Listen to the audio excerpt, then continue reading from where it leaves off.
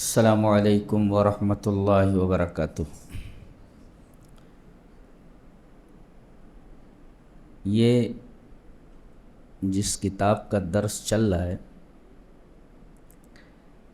یہ کتاب اتنی علمی اور دلچسپ ہے کہ اس پوری کتاب کو اگر سمجھ لیا جائے تو شرعی معلومات کا ایک بہت بڑا ذخیرہ انسان کے پاس آ جائے۔ اس سے پہلے ایک درس گزر چکا ہے، آج یہ ہمارا دوسرا درس ہے، دوسری نشست ہے۔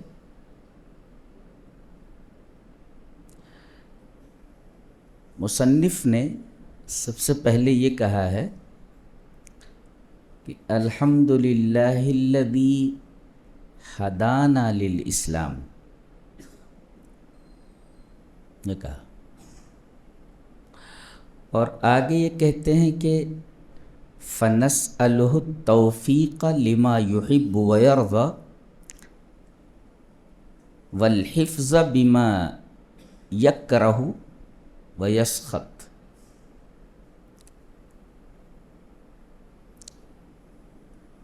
کہ ہم توفیق چاہتے ہیں، کس سے؟ اللہ سے۔ کس چیز کی؟ ان اعمال کی، ان کاموں کے کرنے کی جن اعمال سے اور جن کاموں سے اللہ راضی ہو، اور وہ اعمال اور وہ کام اس کی نگاہ میں پسندیدہ ہوں۔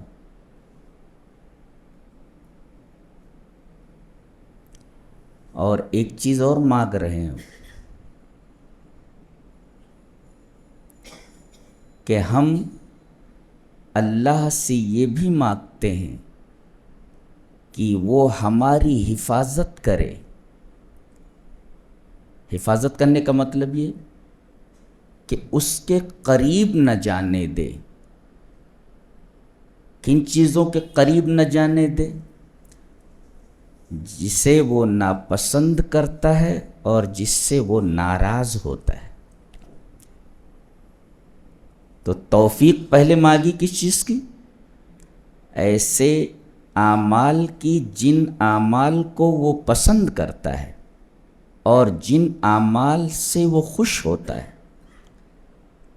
اور دوسری چیز یہ مانگ رہے ہیں یہ کہ اے اللہ، ہم تجھ سے ایک چیز اور مانگتے ہیں۔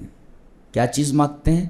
حفاظت مانگتے ہیں ایسے عملوں سے، ایسے کاموں سے جن عملوں کو تو پسند نہیں کرتا اور ان عملوں سے تو ناراض ہوتا ہے۔ تو سمجھ میں آئے؟ ہم بولتے رہتے ہیں اللہ آپ کو توفیق دے۔ حضرت شعیب نے بھی یہی کہا تھا، وَمَا تَوْفِيقِي إِلَّا بِاللَّهِ، میری یہ جو توفیق ہے یہ اللہ کی مدد سے ہے۔ اگر اللہ توفیق نہ دے تو یہ توفیق نہیں مل سکتی۔ سوال یہ ہے کہ ما هو التوفیق، توفیق کہتے کس کو؟ یہ اہم، آپ لوگوں نے آج تک سمجھا ہی نہیں ہے کہ توفیق کہتے کس کو۔ اللہ آپ کو توفیق دے، کیا توفیق دے؟ بولتے آئے ہیں زندگی بھر، سمجھنا ومجھنا تو کچھ ہے ہی نہیں۔ آج ہم سمجھاتے ہیں کہ ما هو التوفیق، what is the meaning of توفیق۔ توفیق کو سمجھنے کے لیے پہلے 3 باتوں کو ذہن نشین کرنا ضروری ہے۔ پہلی چیز کہ اللہ تبارک و تعالی نے انسان کو 2 راستے دکھلا دیے ہیں۔ پہلی بات کا ثبوت اللہ نے سورہ بلد میں ارشاد فرمایا وَهَدَيْنَاهُ النَّجْدَيْنِ، ہم نے انسان کو دو راستے دکھلا دیے ہیں۔ وہ دو راستے کون سے ہیں؟ خیر کا اور شر کا، اچھائی کا اور برائی کا، حق کا اور باطل کا، جنت کا اور جہنم کا۔ ہم نے انسان کو دو راستوں کی ہدایت کی ہے، یعنی اسے دو راستے دکھلا دیے ہیں۔ وہ دو راستے کون سے ہیں؟ خیر کا راستہ اور شر کا راستہ۔ پہلی بات سمجھ میں آئی؟ دلیل وَهَدَيْنَاهُ النَّجْدَيْنِ۔ پھر دوسری بات فَأَلْهَمَهَا فُجُورَهَا وَتَقْوَاهَا، ہم نے انسان کے نفس میں یہ الہام کیا ہے کہ فجور کیا ہے اور تقوی کیا ہے۔ اسے اور واضح کر لیتے ہیں۔ اے وضع الاستعداد فی النفس البشریتی والقدرت الفطریت علی سلوک طریق الخیر او طریق الشر علی حد سواء۔ بہت پیاری بات ہے، یعنی اللہ تعالی نے انسان کے نفس میں یہ بات رکھ دی ہے، یا یوں کہہ لیں کہ اللہ تعالی نے انسان کے نفس میں ایک استعداد رکھتی ہے، ایک صلاحیت رکھتی ہے، ایک فیکلٹی رکھ دی ہے، اور ایک فطری قدرت رکھتی ہے۔ دو الفاظ یاد رکھیں، استعداد رکھ دی ہے اور طاقت رکھتی ہے، قدرت رکھ دی ہے۔ کس چیز کی؟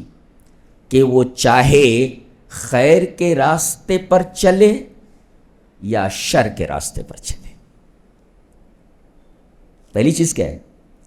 کہ ہم نے انسان کو دو راستے دکھلا دیے ہیں، بتا دیے یہ راستہ خیر کا ہے، یہ راستہ شر کا ہے۔ وَهَدَيْنَاهُ النَّجْدَيْنِ۔ پھر دوسری بات یہ ذہن نشین کریں کہ اللہ نے فرمایا فَأَلْهَمَهَا فُجُورَهَا وَتَقْوَاهَا۔ الہم اے عرف اے افہم، اور ابن عباس نے اس کی تفسیر کی ہے فَأَلْهَمَهَا فُجُورَهَا وَتَقْوَاهَا کی، کہ بَيَّنَ لَهَا الْخَيْرَ وَالشَّرَّ۔ یہ ابن عباس کی تفسیر ہے کہ اللہ تعالی نے انسان کو خیر اور شر بتا دیا ہے، بلکہ خیر اور شر کو واضح کر دیا ہے۔ اور اگر الہما کا معنی لے عرفا، پہچانوا دیا ہے۔ پہچانوانے کا مطلب کہ بھئی پہچان لو، یہ ہینڈکرچف ہے، یہ بک ہے، یہ کتاب ہے، یہ گلاس ہے، پہچانوا دیا ہے۔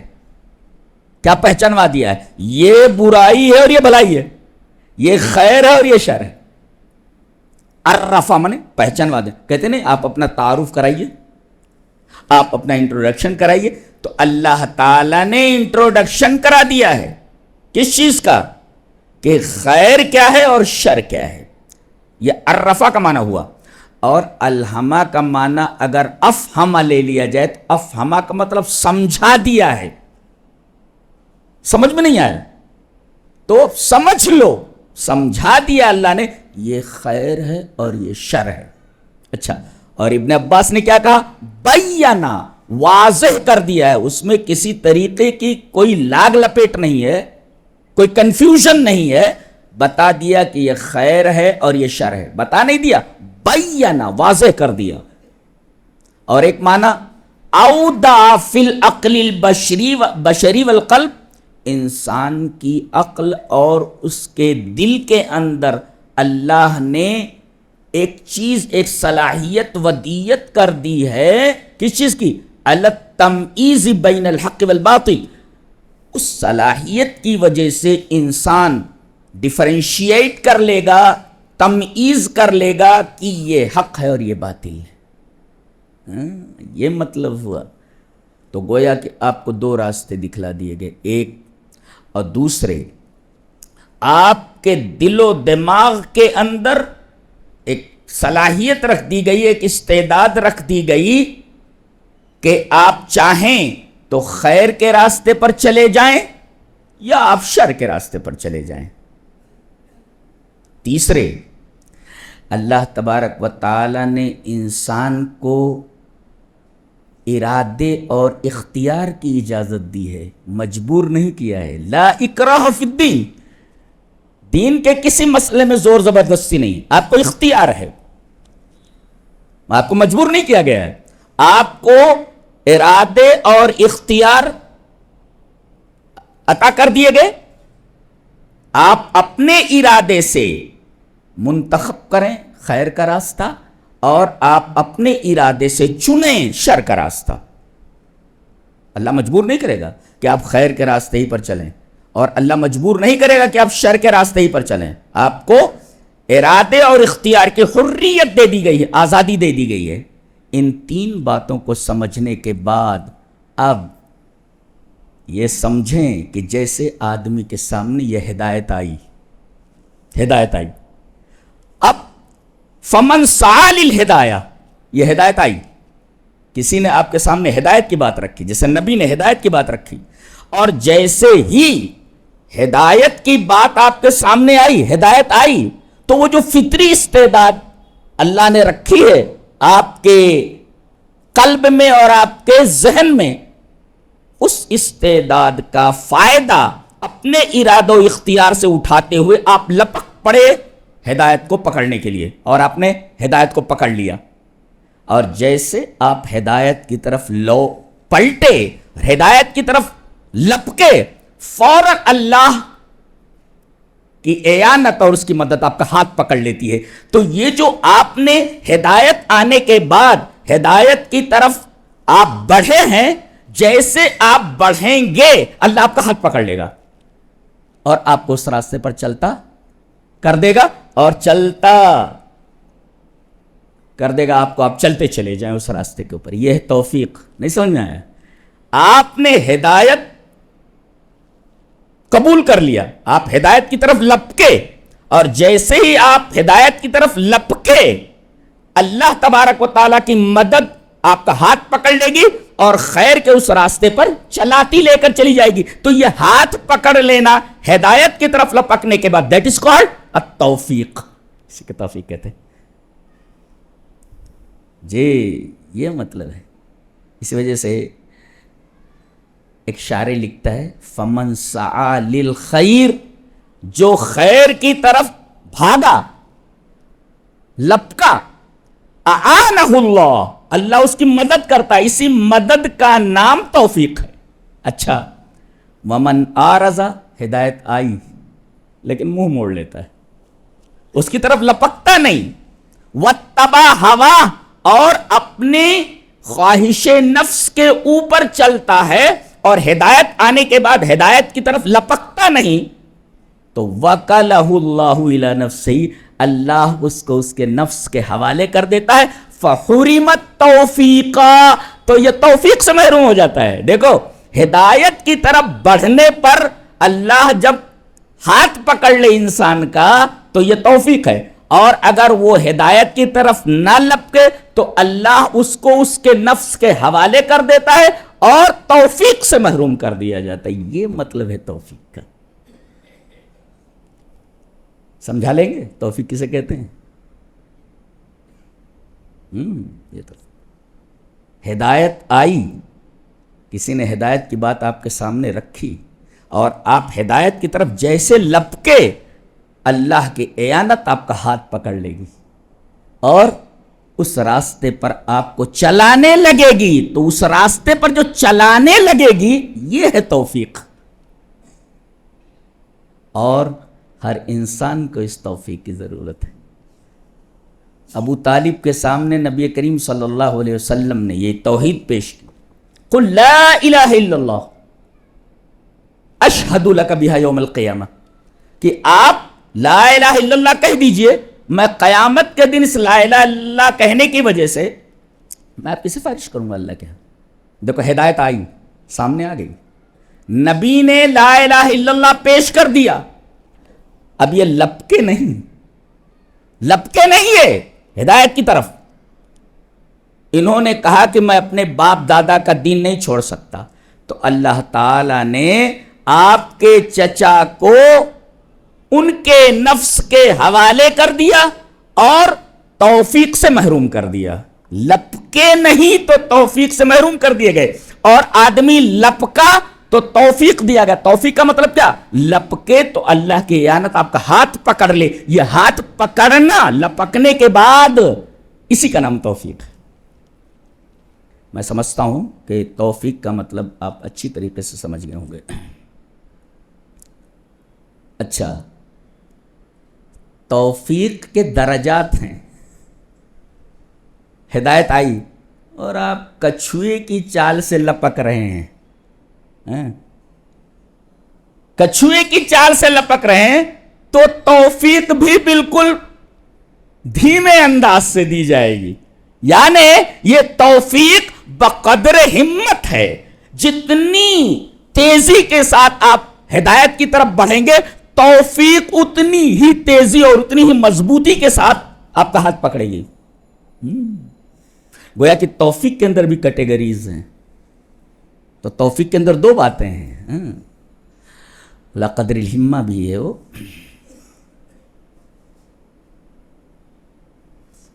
تو ایک چیز تو یہ ہوئی،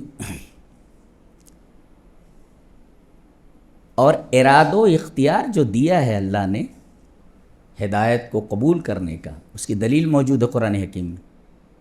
وَقُلِ الْحَقُّ مِن رَبِّكُمْ فَمَنْ شَاءَ فَلْيُؤْمِنْ وَمَنْ شَاءَ فَلْيَكْفُرْ. آپ کہہ دیجئے یہ جو میں لایا ہوں، مَا جِئْتُكُمْ بِهِ هُوَ الْحَقُّ، میں جو پیش کر رہا ہوں، میں تو تمہارے سامنے لا رہا ہوں، یہ حق ہے اور تمہارے رب کی طرف سے. یہ میرا اپنا نہیں ہے، یہ میں جو کچھ لایا ہوں اور تمہارے سامنے پیش کر رہا ہوں، یہ زبان میری ہے، بات میرے رب کی ہے، تمہارے رب کی ہے. وَقُلِ الْحَقُّ مِن رَبِّكُمْ، آپ کہہ دیجئے کہ جو میں لایا ہوں تمہارے سامنے، جو میں پیش کر رہا ہوں، یہ سب حق ہے اور یہ تمہارے رب کی طرف سے، میری طرف سے نہیں ہے. تو اب حق سامنے آ گیا. فَمَنْ شَاءَ فَلْيُؤْمِنْ، جو چاہے مانے، وَمَنْ شَاءَ فَلْيَكْفُرْ، جو چاہے انکار کر دے. دیکھیے ارادہ و اختیار کی حریت دی گئی. تو اب یہ تین چیزیں یاد رکھیں.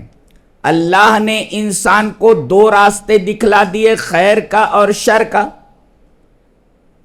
اور فَأَلْهَمَ وَهَدَيْنَاهُ النَّجْدَيْنِ، اور فَأَلْهَمَهَا فُجُورَهَا وَتَقْوَاهَا.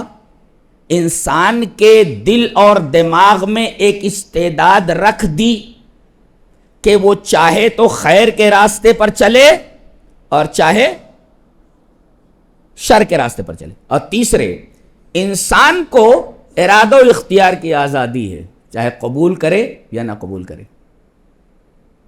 جو کہ استعداد دی گئی قبول کرنے اور نہ کرنے کی، اور دوسرے ارادہ و اختیار دیا گیا قبول کرنے اور نہ کرنے کا. اور جیسے ہی آدمی ان تین چیزوں کو لے کر آگے بڑھا، جیسے ہی وہ لپکا ہدایت کی طرف، تو اللہ کی توفیق آتی ہے. توفیق کا مطلب اللہ کی مدد آتی ہے اور اس کا ہاتھ پکڑ لیتی ہے اور اس خیر کے راستے پر چلاتی چلی جاتی ہے. مطلب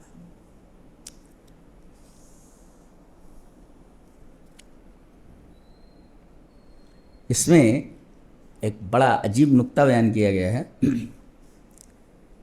پہلے تو یہ کہہ رہے ہیں ہمیں توفیق چاہیے اس چیز کی، اور کہہ رہے ہیں کہ ہمیں حفاظت چاہیے اس چیز سے.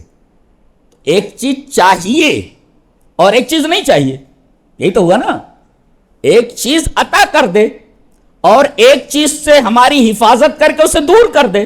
تو یہ کہہ رہے ہیں کہ یہ دو چیزیں کیوں مانگی، اس بات اور نفی. کہتے ہیں کہ وقد جرت عادت السلف رحمہ اللہ، یہ سلف کی عادت رہی ہے کہ الا ان یقرنوا حمد اللہ علی نعمت الہدایت للاسلام والسنت بحفظ اللہ لہم من ضدها ومن الشواہد علی ذلک. کہتے ہیں کہ سلف کی یہ عادت رہی ہے کہ وہ جب اللہ کی تعریف کرتے ہیں اسلام کی ہدایت کی نعمت کے اوپر اور سنت کے اوپر، کہ اللہ نے ہمیں اسلام کی ہدایت کی نعمت عطا فرمائی اور سنت عطا کی، تو اس پر تعریف کرنے کے ساتھ ساتھ وہ جو اس کی ضد ہے، اس کا جو عکس ہے، اس کا جو الٹا ہے، اس سے پناہ بھی مانگتے ہیں۔ نہیں سمجھے؟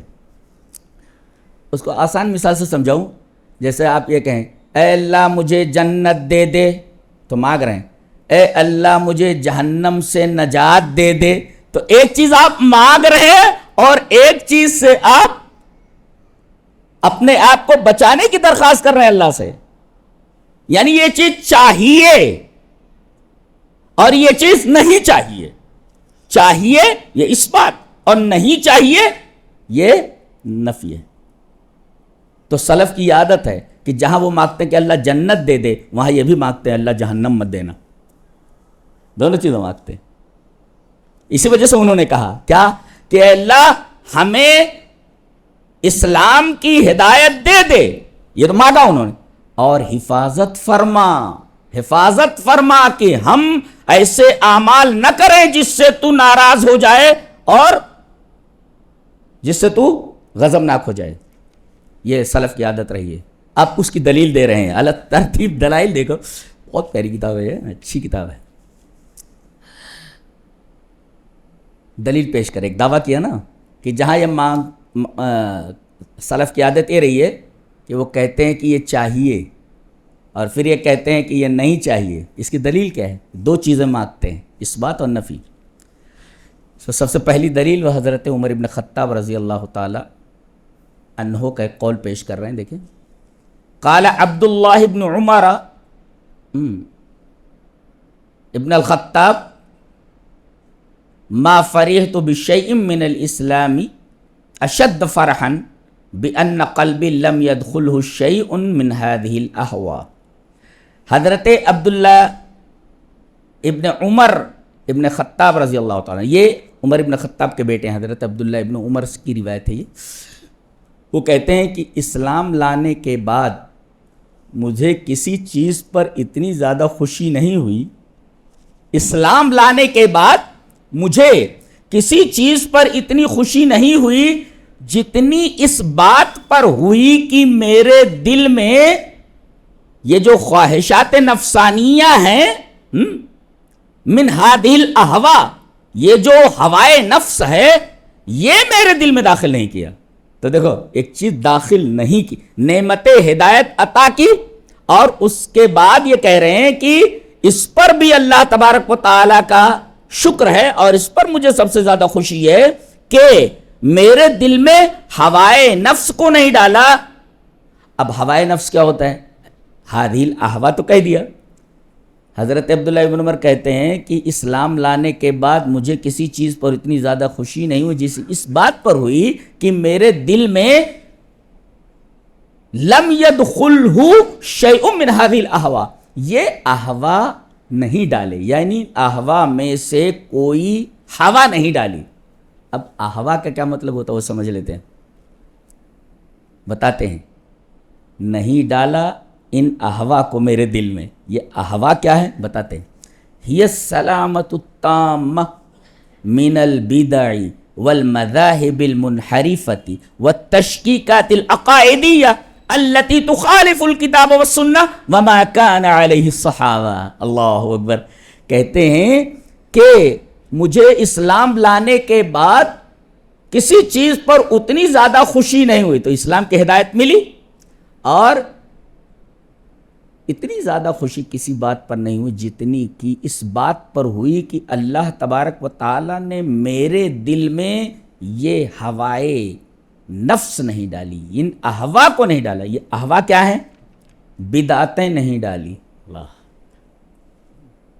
یہ کہہ رہے یہ سلامت التامہ من البدع، تمام بدعتوں سے مکمل حفاظت، مکمل سلامتی، یعنی میرے دل میں کوئی بدعت نہیں رکھی، داخل نہیں کی، اس پر اللہ کا شکر ہے۔ والمذاہب المنحرفہ، اور وہ مذاہب جو سیدھے راستے سے، خیر کے راستے سے ہٹ گئے ہیں، ان کی کوئی بات میرے دل میں نہیں ڈالی۔ اور تیسرے والتشکیکات العقائدیہ، اور جو عقائدی تشکیکات ہیں، عقیدے کے جو شکوک و شبہات ہیں، بہت سارے لوگ ہیں جو عقیدے کے اندر شکوک و شبہات ڈال دیتے ہیں اور آدمی توحید سے شرک کی طرف مڑ جاتا ہے. بہت سارے لوگ غیر اللہ کے سامنے سجدہ، اللہ کے علاوہ کسی کے سامنے دست سے سوال دراز کرنا، ان تمام چیزوں کو قرآن سے ثابت کرنے کی کوشش کرتے ہیں. اب بتائیے، کہتے ہیں کہ وہ تمام شکوک و شبہات جن کا تعلق عقیدے سے ہے، تشکیکات عقائدیہ، جو کتاب اللہ اور سنت رسول کے مخالف ہیں اور صحابہ کرام کے طریق کے مخالف ہیں. 3 چیزیں کہی گئیں: کتاب کے مخالف، سنت کے مخالف یعنی قرآن کے خلاف، احادیث کے خلاف، وما کان علیہ الصحابہ اور صحابہ کرام کے منہج کے خلاف. 3 چیزیں ہوئی. تو یہ احوا نہیں ڈالی میرے دل کے اندر، کیا کہ وہ شکوک و شبہات عقیدے کے، جو شکوک و شبہات کتاب اللہ کے مخالف ہے، سنت رسول اللہ کے مخالف ہے، اور جو صحابہ کرام کے منہج کے مخالف ہے. دوسری دلیل دے رہے ہیں: ان ابی العالیۃ قال قرأت المحکم بعد وفات نبیکم صلی اللہ علیہ وسلم بعشر سنین فقد انعم اللہ علی بنعمتین لا ادری ایہما افضل ان ہدانی للاسلام ولم یجعلنی حروریا. دیکھیں 2 چیزیں. ابو العالیہ کہتے ہیں کہ میں نے پورا قرآن پڑھا، قرأت المحکم، میں نے پورا قرآن پڑھ لیا بعد وفات نبیکم، تمہارے نبی کے انتقال کے بعد 10 سال. جی 10 سال میں نے پڑھا، 10 سال. تو اللہ تبارک و تعالیٰ نے میرے اوپر 2 نعمتیں فرمائیں. فقد انعم اللہ علیہ بنعمتین، میں نے قرآن کو پڑھا 10 سال، اللہ تعالیٰ نے میرے اوپر 2 نعمتیں نازل فرمائیں. میں نہیں جانتا کہ ان 2 نعمتوں میں سے افضل کون سی نعمت ہے. 2 نعمتیں عطا فرمائیں، ان 2 نعمتوں سے میں نہیں جانتا کہ یہ افضل ہے یا یہ افضل ہے، یہ بڑی ہے یا یہ بڑی ہے، یہ زیادہ بہتر ہے یا یہ زیادہ بہتر. تو دونوں ہیں، لیکن یہ زیادہ بہتر ہے یا یہ زیادہ بہتر ہے. نعمتیں 2، لیکن میں نہیں جانتا کہ یہ زیادہ بہتر ہے یا یہ زیادہ بہتر ہے. کیا؟ ایک نعمت تو یہ ان ہدانی للاسلام، مجھے اسلام کی ہدایت دی، یہ ایک نعمت ہے. اور دوسرے ولم یجعلنی حروریا، مجھے خارجی نہیں بنایا. دیکھیے، ایک تو یہ دیا اور ایک نہیں دیا. تو یہ دیا کیا؟ اسلام کی ہدایت دی، یہ ایک نعمت. اور ولم یجعلنی، اور نہیں یہ دیا اور یہ نہیں دیا. دیا کیا؟ نعمت ہدایت، اور نہیں بنایا حروری، حروری نہیں بنایا یعنی خارجی. ہم اس کے لیے 2 منگل خاص کر رہے ہیں. اس کے لیے خوارج کون ہیں، ان کے عقائد بیان کرنے کے لیے. اس لیے کہ میں نے تلاش کیا تو مجھے معلوم ہوا کہ خوارج کی 40 صفتیں ہیں. تو ایک منگل کو ہم 20 صفات ان کے بیان کریں گے، اور دوسرے منگل کو بھی 20 صفات بیان کریں گے.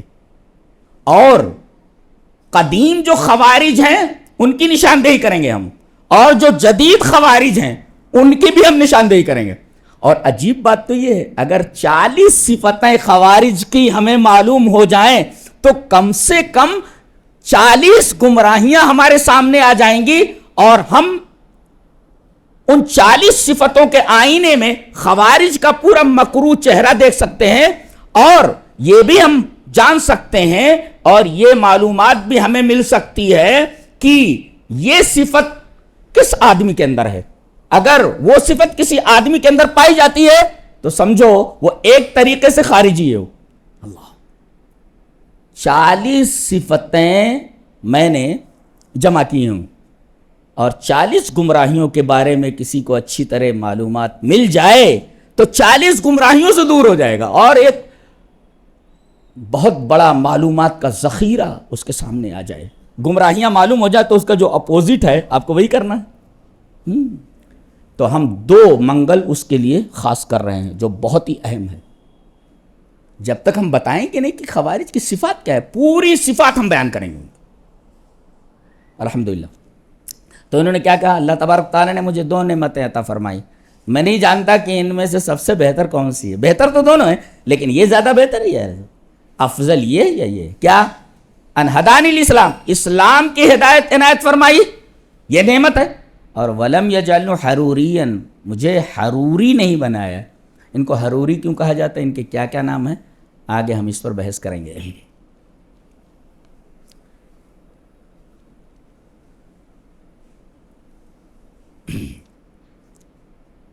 تیسری دلیل دے رہے ہیں، قال قتادۃ ما ادری ای النعمتین علی اعظم، یہ بھی وہ کہتے ہیں، قتادہ کہتے ہیں کہ اللہ تعالیٰ نے میرے اوپر بھی 2 نعمتیں عطا فرمائی ہیں، میں نہیں جانتا کہ دونوں نعمتوں میں سے اعظم نعمت کون سی ہے، عظیم نعمت کون سی ہے۔ عظیم تو دونوں ہیں مگر اعظم نعمت کون سی ہے، عظیم یہ بھی نعمت ہے اور یہ نعمت بھی عظیم ہے، لیکن اعظم نعمت کون سی ہے، زیادہ عظیم۔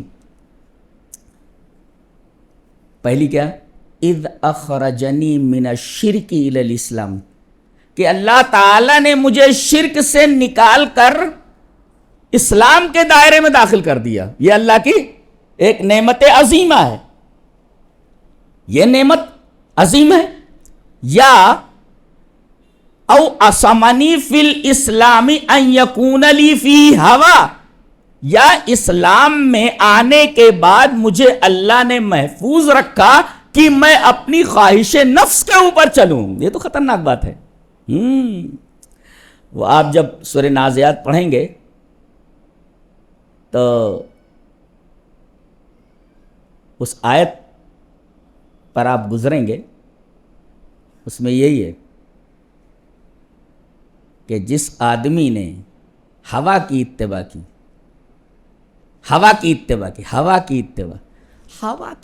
ہوا کا مطلب آسان انداز یہ سمجھ لیں کہ جو دل کہے وہ کرو، بس یہ مطلب ہوا کا۔ شریعت کیا کہتی ہے اس کی طرف ہمیں نہیں دیکھنا ہے، ہمارا جو دل کہے وہ ہم کریں۔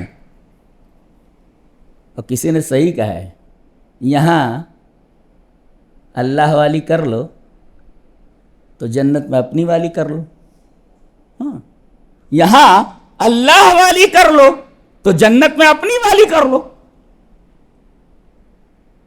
یہاں اگر اللہ کے بتائے ہوئے طریقے پر چلو گے،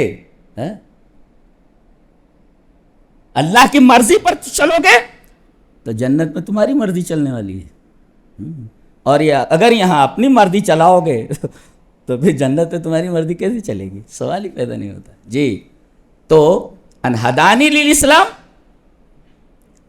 یہ اذ اخرجنی من الشرک الاسلام، یہ نعمت عظیم ہے۔ او اسمنی فی الاسلام ان یکون لی فی ہوا، کہ اللہ تبارک و تعالی نے مجھے اس بات سے محفوظ رکھا کہ میں اپنی من چاہی زندگی گزاروں شریعت کو چھوڑ کر کے۔ یہ حضرت قتادہ کا قول ہے۔ اس کے بعد مجاہد کا قول نقل کر رہے ہیں، یہ سب حضرت نے نقل فرمایا ہے۔ ان مجاہد قول، مجاہد کہتے ہیں ما ادری ای النعمت علی اعظم، وہ بھی کہتے ہیں میں نہیں جانتا کہ 2 نعمتوں میں سے میرے اوپر کون سی نعمت اعظم ہے، عظیم تو دونوں، اعظم نعمت کون سی ہے۔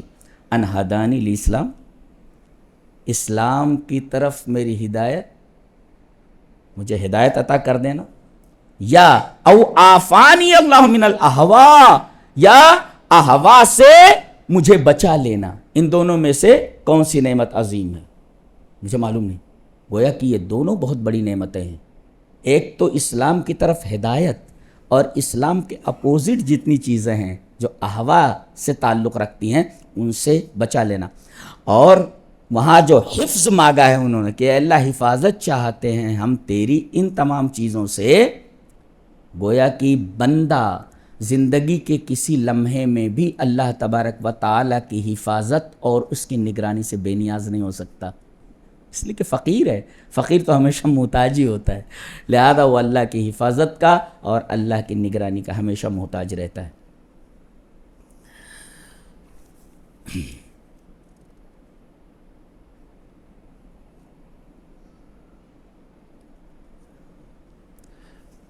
اس کے بعد شیخ یہ فرما رہے ہیں اعلموا ان الاسلام هو السنہ والسنۃ ہی الاسلام ولا یقوم احدہما الا بالآخر. کہتے ہیں کہ جان لو کہ اسلام ہی سنت ہے اور سنت ہی اسلام ہے. دونوں ایک ہی چیز ہے. بڑی عجیب بات کہہ رہے ہیں، اس لیے کہ ان کی کتاب کا نام ہی شرح السنہ ہے. وہ سنت کی شرح کر رہے ہیں، گویا کہ وہ اسلام کی شرح کر رہے ہیں جب کہہ رہے ہیں کہ جان لو کہ اسلام ہی سنت ہے اور سنت ہی اسلام ہے. ولا یقوم احدہما الا بالآخر، ان دونوں میں سے کوئی ایک دوسرے کے بغیر قائم رہ ہی نہیں سکتا. کیا مطلب؟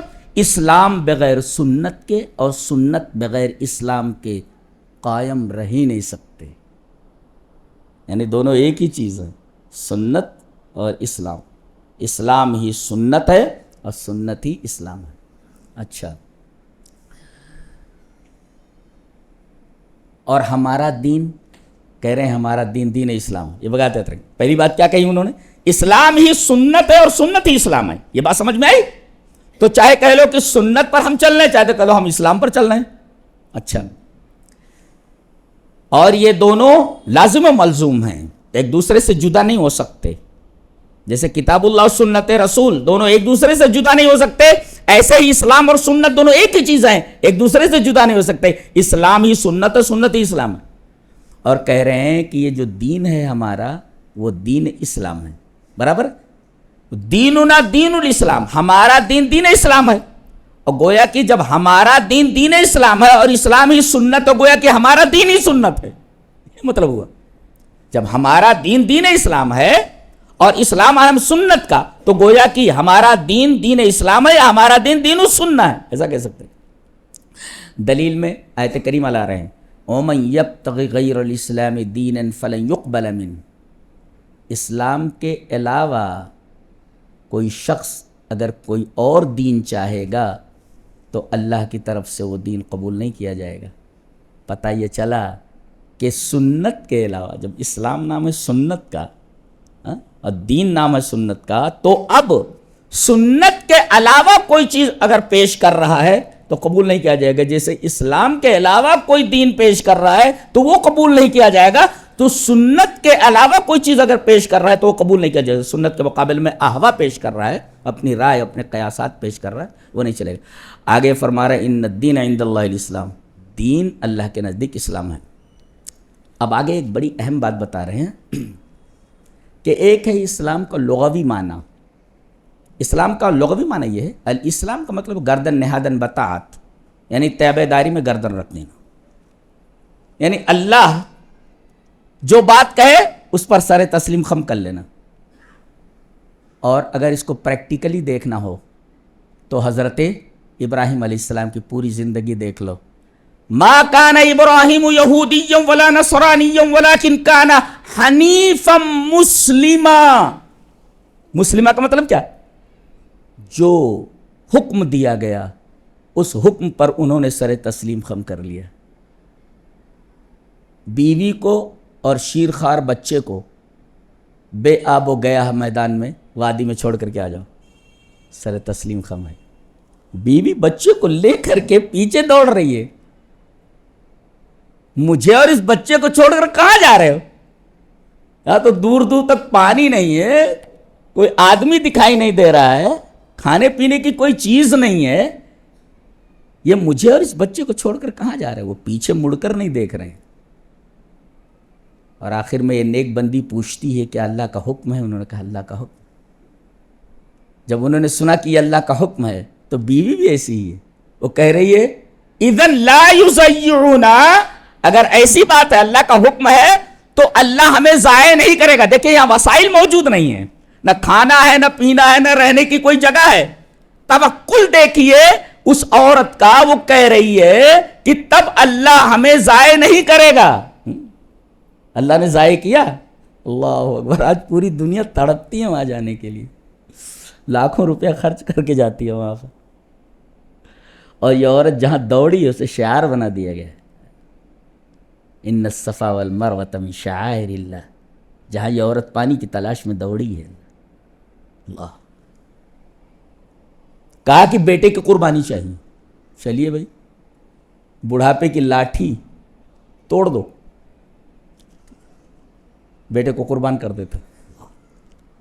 اگر اسلام کو محسوس شکل میں دیکھنا ہو کہ اسلام کہتے کس کو ہیں تو آپ حضرت ابراہیم علیہ السلام کو دیکھ لیجئے، وہ اسلام ہے۔ اسی وجہ سے ان کی جو نمایاں صفت ہے وہ مسلمن ہے، مسلمن۔ ما کان ابراہیم یہودیا ولا نصرانیا ولکن کان حنیفا مسلما۔ تو اسلام نام ہے اللہ کے ہر حکم پر سر تسلیم خم کر دینا، یہ لغوی معنی ہے اس کا ڈکشنری میں۔ اور شرعی معنی اس کے دو اطلاقات ہیں، ایک ہے اطلاق عام اور ایک ہے اطلاق خاص، یہ سمجھنا ہے۔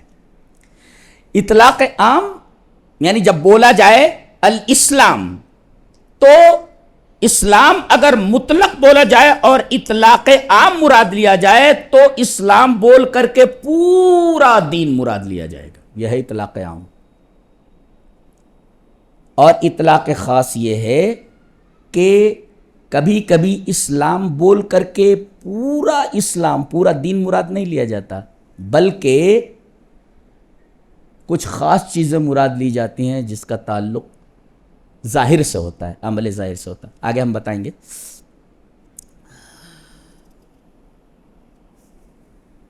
جہاں بھی آپ دیکھیں قرآن میں کہ اسلام اور ایمان دونوں جمع ہیں، ایک ساتھ آئے ہیں، تو ان الاسلام والایمان اذا اجتمعا افترقا، اگر اسلام اور ایمان دونوں ایک جگہ آ جائیں تو دونوں کا معنی الگ الگ ہوگا۔ جیسے کہا جائے قالت الاعراب آمنا قل لم تؤمنوا ولكن قولوا اسلمنا، دیکھو لم تؤمنوا ایمان اور ولكن قولوا اسلمنا اسلام، تو ایمان اور اسلام دونوں ایک جگہ جمع ہوئے تو اسلام کا معنی الگ ہوگا اور ایمان کا معنی الگ ہوگا۔ ایمان اور اسلام دونوں الگ الگ معنی رکھیں گے۔ کیا معنی ہوگا دونوں کا؟ ایمان اور اسلام دونوں جمع ہو جائیں تو ایمان کا مطلب ہوگا جس کا تعلق قلب سے ہو، جس کا تعلق قلب سے ہو، اور اسلام کا مطلب ہوگا جس کا تعلق ظاہر سے ہو، عمل سے ہو۔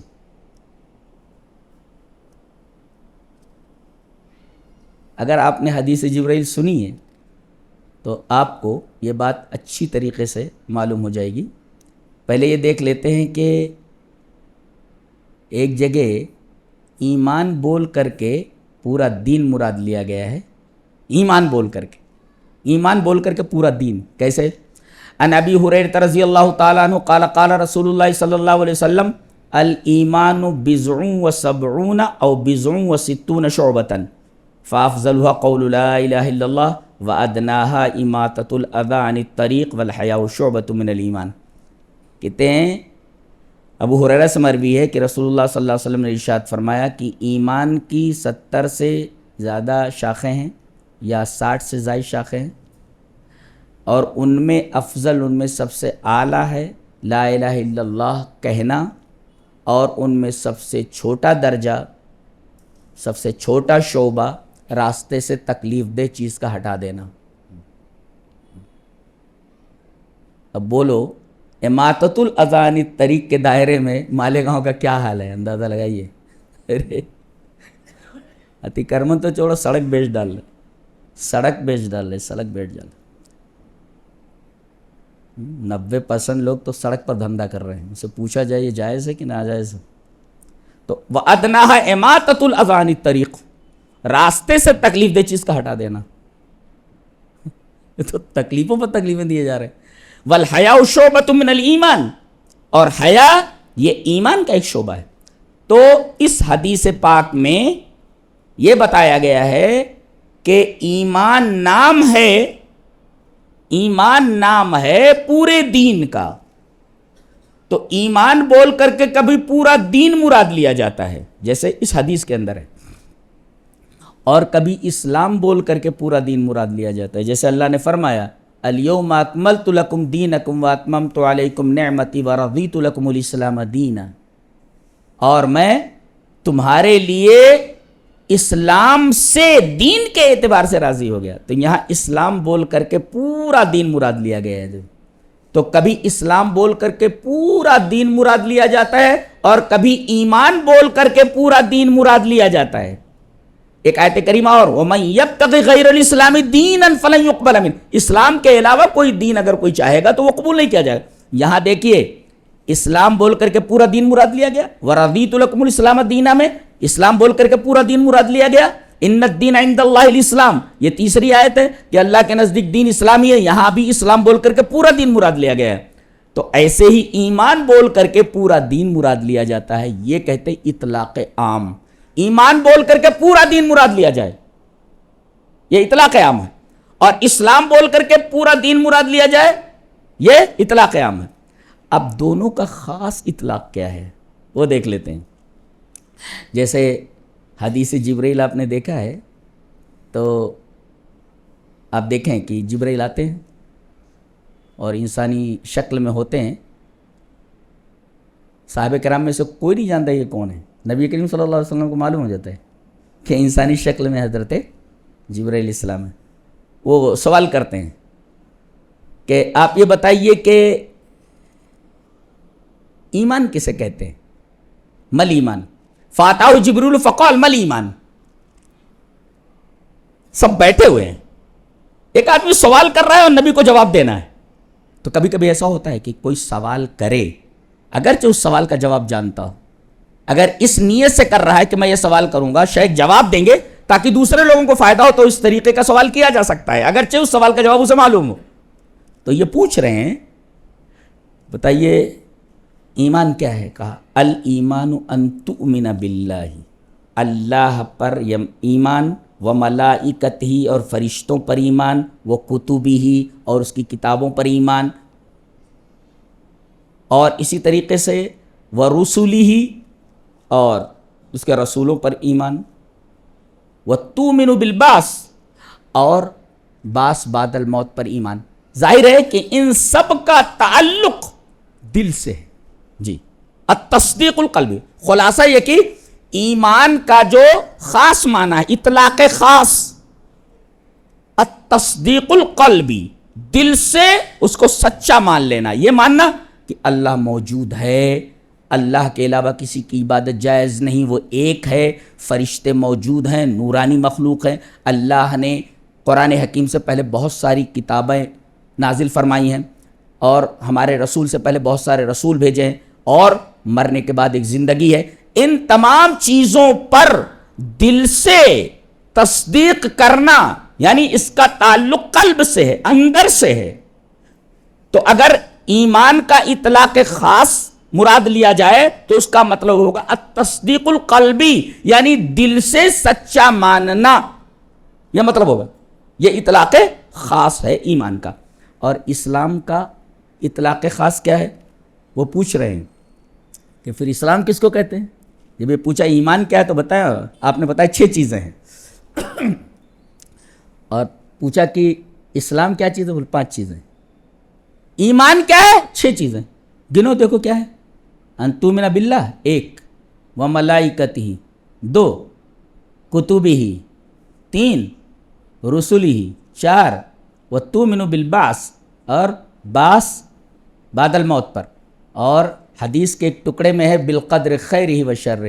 یہ 6 ہو گئے, 6 چیز ہو گیا, یعنی اچھی بری تقدیر کے اوپر بھی ایمان. تو ایمان 6 چیزوں کا نام ہے, اور اطلاق خاص کا مطلب یہ التصدیق القلبی, دل سے سچا مانیے, دل سے تصدیق کیجئے. تو اطلاق خاص کیا ہے, التصدیق القلبی. اب پھر پوچھ رہے ہیں اب یہ بتائیے مل اسلام, اسلام کیا ہے. تو آپ بتا رہے ہیں ان تعبد اللہ, اللہ کی عبادت. عبادت دکھتی ہے نا, ولا تشرک بہ شیئا, اب شریک نہ کرے گی, دکھتا ہے کہ شرک کر رہا ہے یا نہیں کر رہا ہے. وہ تقیم الصلاۃ, نماز پڑھ رہا ہے, دکھائی دیتا ہے. وہ تؤدی الزکاۃ المفروضہ, دکھتا ہے کہ زکات دے رہا ہے. وہ تصوم رمضان, روزہ رکھے ہوئے, دکھتا ہے. تو گویا کہ اسلام کا اطلاق خاص ہے العمل الظاہری, اور ایمان کا اطلاق خاص ہے التصدیق القلبی. یہ 2 الفاظ یاد رہیں, التصدیق القلبی ایمان کا اطلاق خاص, اور العمل الظاہری اسلام کا اطلاق خاص.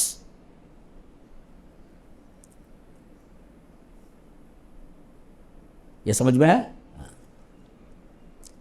جہاں دونوں جمع ہوں وہاں اسلام سے مراد ہوگا العمل الظاہری اور ایمان سے مراد ہوگا تصدیق القلبی. اور جہاں صرف اسلام ذکر کیا جائے تو پورا دین، اس میں ایمان بھی آ گیا، اور جہاں خالی ایمان ہو وہاں پر اسلام بھی آ گیا اور ساری چیزیں آ گئی. اب ایک بڑی عجیب بات بیان کی جا رہی ہے جس کا تعلق بہت ہی گہرے عقیدے سے ہے، اور اس کو مضبوطی سے پکڑو. ہیں سوال یہ ہے، یہ کہہ رہے ہیں کہ اللہ کی اس نعمت کے اوپر بھی، اللہ کی اس نعمت کے اوپر بھی اس کی بے شمار تعریف ہیں. کس چیز پر؟ کہ وَأَخْرَجَنَا فِي خَيْرِ أُمَّةٍ، ہمیں سب سے بہترین امت میں پیدا فرمایا ہے. سوال پیدا ہوا کہ نہیں؟ اس سے پہلے جتنی امتیں گزری ہیں ان کو خیر امت میں پیدا کیوں نہیں کیا گیا؟ ظلم ہے کیا یہ؟ اس امت کو خیر امت بنایا گیا اور ہمیں اس خیر امت میں، سب سے بہترین امت میں، کہ اس سے بہترین امت اور کوئی نہیں، اس میں ہمیں پیدا فرمایا. تو اس سے پہلے جو امتیں گزری ہیں ان کو سب سے بہترین امت نہ بنا کر کے اللہ نے کوئی ناانصافی کی ہے؟ سوال سمجھ میں آیا؟ تب جن جواب دیں گے، اس لیے کہ وہ سوال قائم کر رہے ہیں اور اس کا جواب دے رہے ہیں. وہ سوال پہلے سمجھیے. اللہ کی اس نعمت پر بھی ہم اللہ کی بے شمار تعریفیں کرتے ہیں کہ اس نے ہمیں سب سے بہترین امت میں پیدا فرمایا. تو اس سے پہلے جتنی امتیں تھیں ان کو سب سے بہترین کیوں نہیں بنایا؟ تو پہلا جواب تو یہ ہے کہ بہتر تو ہیں، بہتر تو ہیں، بہترین یہ ہیں. وہ بہتر ہیں، یہ بہترین ہے. جی جی. اب ان کے ساتھ ناانصافی ہوئی، حدیث اب آ رہی ہے آگے. ان کے ساتھ ناانصافی نہیں ہوئی. یہ بہت بڑا سوال ہے جس کا جواب اس حدیث میں دیا گیا ہے، اور یہ بہت بڑا آدمی ہے یہ. جی، کتاب کا جو شارح ہے بہت قابل آدمی ہے، جواب دے رہا ہے اس کا. چلیے وہ حدیث پہلے پڑھتے ہیں، پھر اس کے بعد اس سوال کے جواب کو ڈھونڈتے ہیں. عن ابن عمر رضی اللہ تعالی عنہما عن النبی صلی اللہ علیہ وسلم قال مثلکم ومثل اہل الکتابین کمثل رجل استاجر اجراء فقال من يعمل لي من غدوة إلى نصف النهار على قيرات فعملت اليهود ثم قال من يعمل لي من نصف النهار إلى صلاة العصر على قيرات فعملت النصارى ثم قال من يعمل لي من العصر إلى أن تغيب الشمس على قيراتين فأنتم هم فغضبت اليهود والنصارى فقالوا ما لنا أكثر عملا وأقل عطاء قال هل نقصتكم من حقكم قالوا لا قال فذلك فضلی اوتیہ من اشاء. رواہ البخاری فی کتاب الاجارہ. حضرت امام بخاری رحمہ اللہ بخاری شریف کتاب الاجارہ کے اندر یہ روایت لائے حضرت عبداللہ ابن عمر سے. بہت دلچسپ روایت ہے اور اس سوال کا جواب ہے.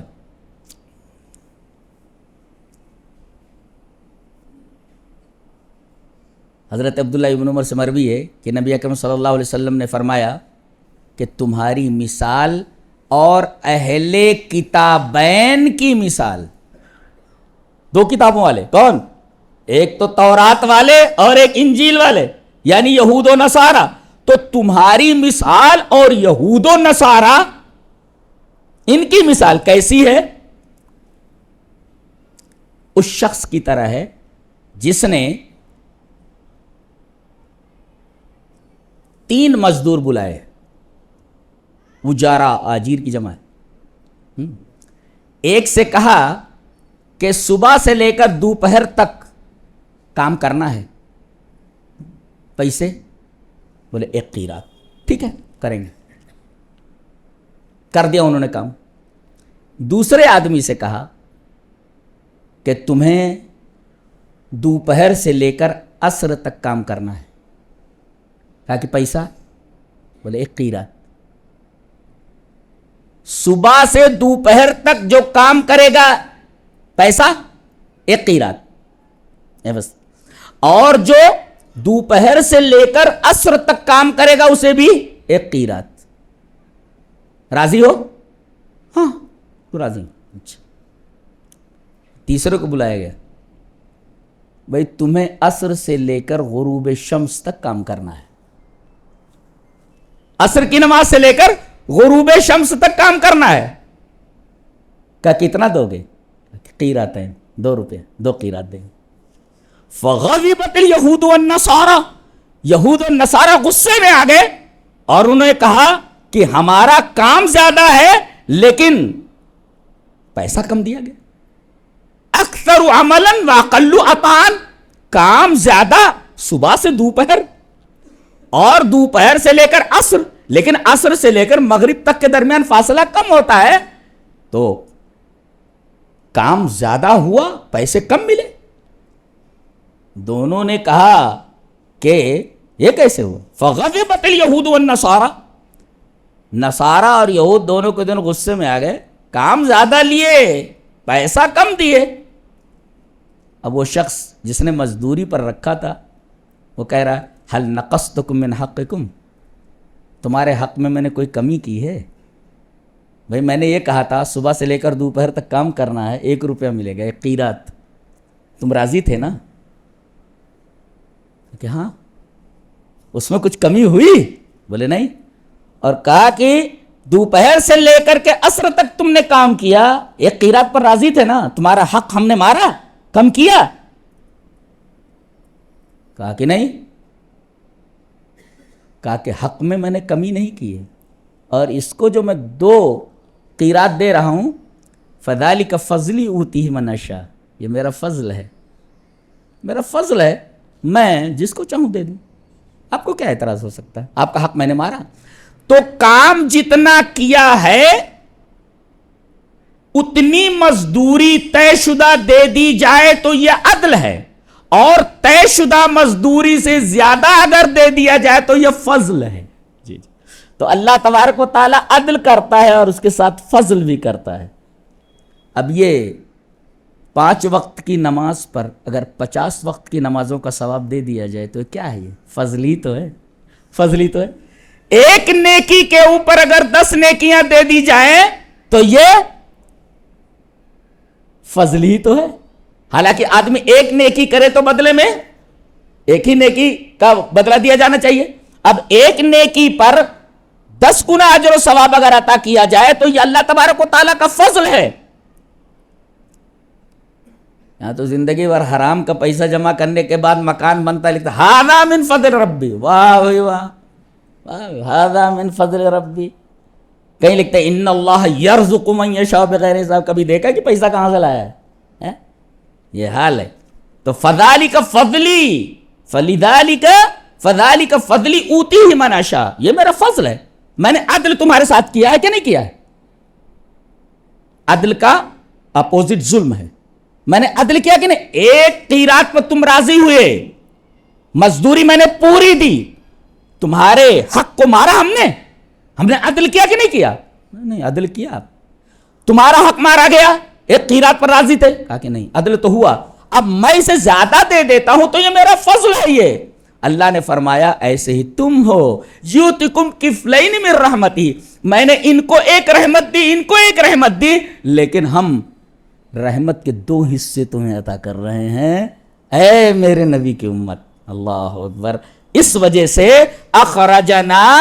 اخرجنا فی خیر امت، سب سے بہترین امت میں ہمیں پیدا فرمایا. اس پر ہم اللہ تبارک و تعالیٰ کی بے شمار تعریفیں کرتے ہیں. اور یہ اللہ تبارک و تعالیٰ نے کسی کے ساتھ ناانصافی نہیں کی، ان کے ساتھ عدل ہوا اور اس امت کے ساتھ فضل ہوا. اللہ ذالک فضل اللہ یؤتیہ من یشاء. کیا بات ہے، بہت بڑا آدمی ہے. برابر اگر آؤ گے تو فائدہ ہوگا، برابر اگر آئیں گے تو فائدہ ہوگا.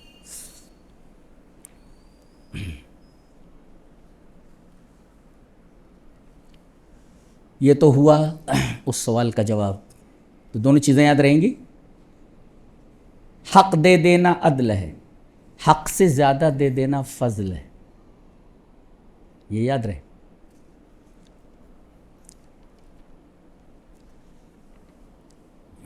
اس کے بعد شیخ یہ فرما رہے اعلموا ان الاسلام هو السنہ، سنہ۔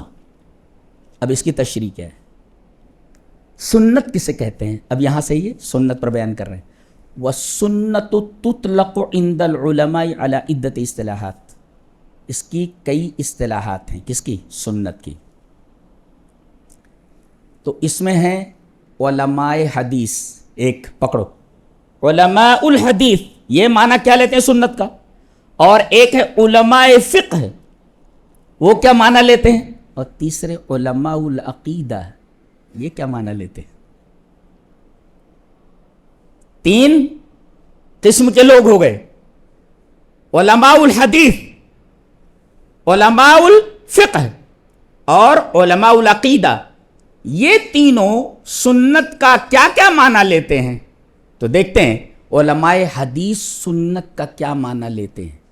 پہلے دیتے ہیں، کہتے ہیں ما اثر عن النبی صلی اللہ علیہ وسلم من اقوالہ و افعالہ و تقریراتہ، نبی کریم صلی اللہ علیہ وسلم کے قول کو، فعل کو اور تقریر کو سنت کہتے ہیں۔ کون بولتے ہیں یہ؟ علماء الحدیث۔ یعنی نبی نے جو کہا وہ حدیث، نبی نے جو کیا وہ حدیث، اور نبی نے کوئی کام کسی کو کرتے ہوئے دیکھا اور خاموشی اختیار کی، وہ سنت ہے۔ اس لیے کہ نبی کسی غلط بات کے اوپر خاموش نہیں رہتا۔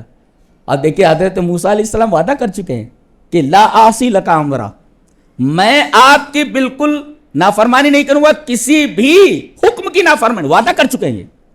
اور نکرہ تحت النفی ہے، لا آسی لک امرا، کسی بھی بات پر نافرمانی آپ کی نہیں کروں گا۔ کہا ٹھیک ہے۔ اب وہ کشتی پر بیٹھے، اب تختے اکھاڑنے لگے، وہ دیکھ رہے یہ کیا ہے؟ کہا کہ اخرقتھا لتغرقھا، ارے یہ جو آپ تختے اکھاڑ رہے ہیں پورے کشتی والوں کو ڈبونے کا ارادہ ہے کیا؟ حضرت خضر نے ڈانٹا، میں نے منع کیا تھا نہیں بولنے کا، نہیں، اچھا ٹھیک ہے معاف کر دیجئے، نہیں بولوں گا۔ اب گئے اس طرف، ایک لڑکے کو کھیلتے ہوئے دیکھا، پکڑا، اس کی منڈی مروڑ دی، کہا ارے لقد جئت شیئا نکرا اقتلت نفسا زکیۃ بغیر نفس لقد جئت شیئا نکرا۔ دیکھیے وعدہ کر رہے ہیں برابر کہ نہیں بولوں گا، اور برابر بولتے جا رہے ہیں۔ اس لیے کہ نبی کوئی غلط بات جسے وہ غلط سمجھ رہا ہے وہ دیکھے، قتل نفس یہ ایک غلط چیز ہے، کس کو ناحق قتل کر دینا، نبی خاموش نہیں رہتا۔ لہذا نبی کریم صلی اللہ علیہ وسلم اگر کسی بات کو دیکھیں اور اس پر خاموش رہیں، وہ حدیث ہے، اس کو تقریر بولتے ہیں۔ تو نبی کا قول حدیث، نبی کا فعل حدیث، نبی کی تقریر حدیث، یعنی کسی کام کو کرتے ہوئے دیکھو اس پر خاموش رہے، اور اسی کا نام سنت ہے۔ کیا دیکھو، فعلماء الحدیث یطلقون لفظ السنت ویعنون به ما اثر عن النبی صلی اللہ علیہ وسلم من اقوالہ و افعالہ و تقریراتہ۔ اتنا یاد ہے؟ یہ علماء الحدیث سنت کا معنی لیتے ہیں، سمجھ میں آیا؟ اچھا، علماء الفقہ کسے کہتے ہیں؟ علماء الفقہ ان کے نزدیک کیا ہے؟ واجب، حرام، مستحب، سنت، مکروہ، مباح۔ اچھا، خلاصہ کہ علماء الفقہ سنت کسے کہتے ہیں؟ کہتے ہیں فالسنت عندہم ہی، سنت علماء فقہ کے نزدیک یہ ہے کیا؟ کہ ما یصاب فاعلھا، کہ اس کے فاعل کو ثواب دیا جائے، کرے تو اسے ثواب ملے گا، ولا یعاقب تارکھا، اگر اس کو چھوڑ دے تو اسے سزا نہیں دی جائے۔ جیسے سنت ہے کوئی، اسی طریقے سے وہ رمضان میں جو تراویح ہے سنت ہے نبی، لیکن اگر کوئی چھوڑ دیتا ہے، پڑھتا ہے تو ثواب ملے گا، اور چھوڑ دیتا ہے تو اس پر عذاب نہیں دیا جائے گا، اس پر مواخذہ نہیں ہوگا اس کا۔ تو یہ پکڑو کہ فالسنت عندہم ہے، علماء فقہ کے نزدیک سنت کیا ہے؟ شیخ یہ لکھ رہے ہیں کہ ما یصاب فاعلھا، جس کے کرنے والے کو ثواب دیا جائے، ولا یعاقب تارکھا، اور اس کے چھوڑنے والے کو سزا نہ دی جائے۔ یہ علماء الفقہ سنت کا معنی لیتے ہیں۔ ان کے نزدیک سنت میں کیا کیا چیزیں ہیں؟ احکام خمسہ کو، احکام خمسہ میں استعمال کرتے ہیں اس کو، جو 5 احکام ہیں ان میں استعمال کرتے ہیں۔ یہ کون؟ یہ علماء فقہ کیا جب بولتے ہیں کہ واجب ہوتی ہے ایک چیز حرام ہوتی ہے، ایک چیز مستحب ہوتی ہے، ایک چیز سنت ہوتی ہے، ایک چیز مکروہ ہوتی ہے، ایک چیز مباح ہوتی ہے، اس کو ہم آگے بیان کریں گے. تو علماء فقہ کے نزدیک احکام خمسہ میں سنت کو استعمال کیا جاتا ہے. دیکھو اس سنت کو استعمال کیا گیا، واجب، حرام، مستحب و سنت. اب آئے علماء العقیدہ. علماء عقیدہ کے نزدیک سنت کسے کہتے ہیں؟ کہتے ہیں علماء، یہ بڑے لوگ ہیں بھائی، علماء عقیدہ والے کہتے ہیں علم العقیدہ میں، علماء عقیدہ کہتے ہیں کہ علم العقیدہ کا جو سب سے اعلیٰ درجہ ہے علم العقیدہ، اس کا نام توحید. جی، تو گویا کہ سب سے اعلیٰ درجے کی سنت توحید ہے، یہ مطلب لیتے ہیں. جی، وہ علماء العقیدۃ یطلقون مسمى سنہ، سنت کا مسمى کسے لیتے ہیں؟ توحید. یعنی سنت مسمى کسے بولتے ہیں؟ یہ نام ہوتا ہے، نام. جیسے بولا جائے زید، جیسے بولا جائے زید، تو یہ زید یہ اسم ہے، مسمى کون ہے جس پر یہ نام بولا جائے؟ وہ لڑکا ہے. تو یہ کہتے ہیں یطلقون مسمى سنہ، سنت کا مسمى کیا ہے؟ بولے علم العقیدہ کا ایک مسمى توحید ہے، سب سے اعلیٰ درجہ، یہ سب سے اعلیٰ جو مسمى ہے وہ توحید ہے.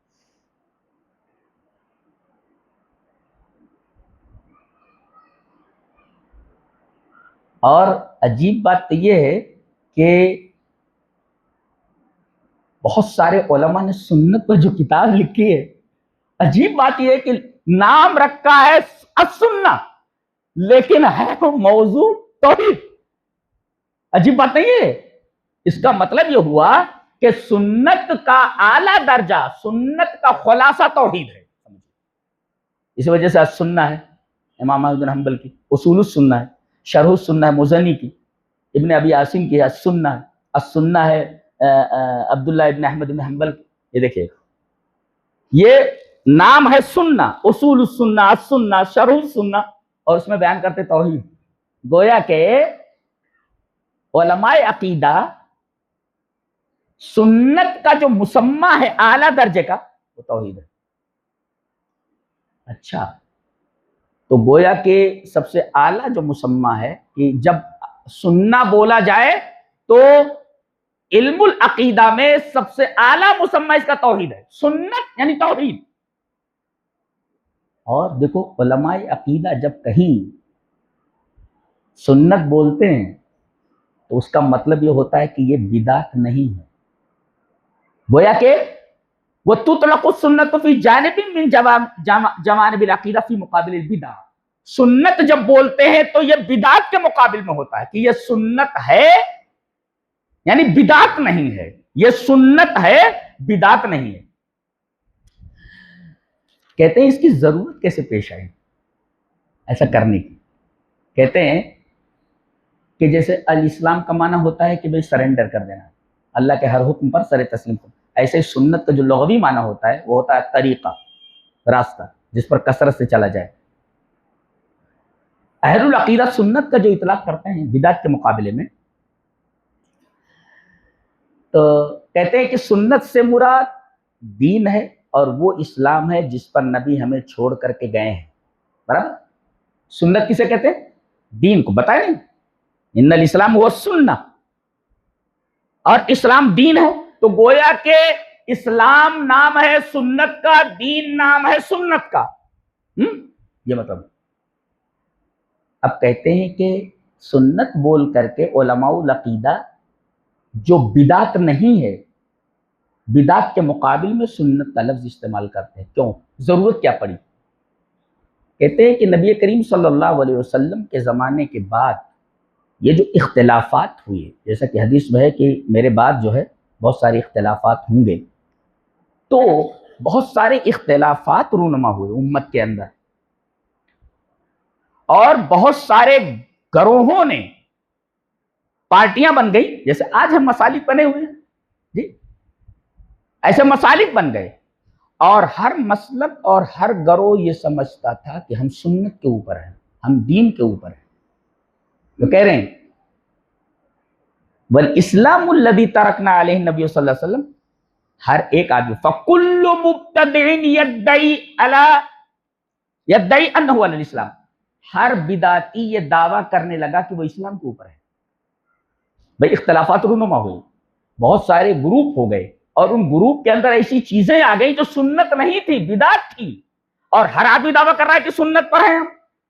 تو اب جب ہر بدعتی یہ دعویٰ کرنے لگا کہ وہ اسلام کے اوپر ہے اور سنت کے اوپر ہے، تو ان کے اس دعوے کو ڈیفرینشیٹ کیسے کیا جائے؟ فَكَيْفَ تَتَمَيَّزُ هَذِهِ الدَّعَاوِي، ان دعووں کو ڈیفرینشیٹ کیسے کیا جائے کہ بھائی یہ کہہ رہا ہے ہم سنت کے اوپر ہیں، ہم اسلام پر ہیں، ہم دین کے اوپر ہیں، یہ کہہ رہا ہے ہم اسلام کے اوپر ہیں اور ایمان کے اوپر ہیں، سنت کے اوپر ہیں. تو تمیز کیسے ہو؟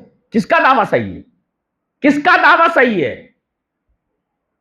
اب کہہ رہے ہیں کہ دلیل مانگی جائے ہر ایک سے دلیل مانگی جائے. ہاتھو برہانکم، قرآن حکیم کہتا ہے کہ اگر تم کہتے ہو کہ ہمارا یہ موقف ہے تو دلیل لاؤ.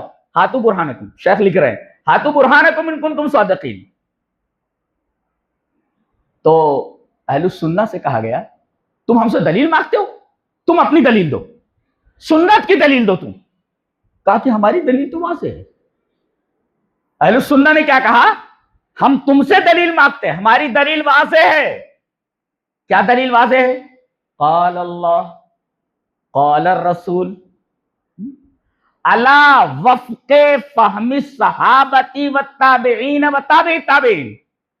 اللہ نے کہا، رسول نے کہا، اور اللہ کی بات کو یعنی قرآن کو اور رسول نے کہا یعنی احادیث کو، ان دونوں چیزوں کو مانیں گے ہم.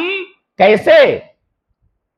جس طریقے سے صحابہ نے سمجھا ہے اس طریقے سے ہم قرآن کو سمجھیں گے، مانیں گے. اور جس طریقے سے نبی کریم صلی اللہ علیہ وسلم اور نبی کریم صلی اللہ علیہ وسلم کی بات کو جس طریقے سے احادیث کو صحابہ نے سمجھا ہے، تابعین نے سمجھا ہے اور تبع تابعین نے سمجھا ہے. ان تین گروہوں کے بارے میں کہا گیا یہ تین گروہ یہ بہترین قرون ہیں، قرون ثلاثہ. ہاں، اور اللہ تبارک و تعالیٰ نے ان کے اپنی نبی کی زبان سے ان کے خیر ہونے کی بشارت دی ہے. تو کہا گیا کہ بھئی جب تمام لوگ دعویٰ یہ کرنے لگے کہ ہم سنت کے اوپر ہیں، ہم دین کے اوپر، ہم اسلام کے اوپر ہیں، تو اہل سنہ نے سنت کا لفظ استعمال کر کے اپنے آپ کو اہل سنہ کہا بدعتیوں کے خلاف، اس لیے کہ ہر بدعتی یہ دعویٰ کرنے لگا کہ وہ اسلام کے اوپر ہے. تو اہل سنہ نے کہا دلیل لاؤ. تم کہتے ہو کہ ہم سنت کے اوپر، دلیل لاؤ. ہاتھو برہانکم ان کنتم صادقین. تو وہ پلٹ کہنے لگے کہ آپ دلیل دو کہ آپ اہل سنہ ہیں. کہا کہ ہماری دلیل بالکل واضح ہے.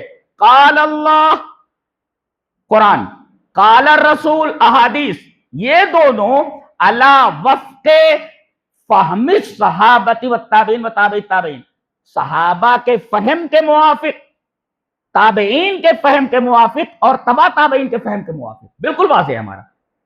لہٰذا ہم سے کوئی پوچھے کہ بھئی آپ اہل سنہ ہیں، آپ کی دلیل کیا ہے، آپ کیا مانتے ہیں؟ کہا کہ ہم کتاب اللہ کو مانتے ہیں، سنت رسول کو مانتے ہیں. اور ساتھ ساتھ یہ جوڑنا ہے کہ کتاب اللہ کو، سنت رسول کو ہم اس طرح سمجھیں گے جیسے صحابہ نے سمجھا ہے، تابعین نے سمجھا ہے اور تبع تابعین نے سمجھا ہے. اس لیے کہ یہ تینوں اصل سلف ہیں. اصل سلف کون؟ یہی معلوم ہو گیا. اصل سلف کون ہے؟ اور قرون مشہود لہا بالخیر، جن کے خیر ہونے کی گواہی دی گئی ہے، یہ تین ہیں، صحابہ، تابعین اور تبع تابعین. انہوں نے جس طریقے سے قرآن کو سمجھا، حدیث کو سمجھا، اس طریقے اہل السنہ بالکل واضح ہے. قال اللہ قال الرسول علی وفق فہم الصحابۃ والتابعین وتابع التابعین. آگے پھر انشاءاللہ ہم اس پر بحث کریں گے. وآخر دعوانا الحمد للہ رب العالمین.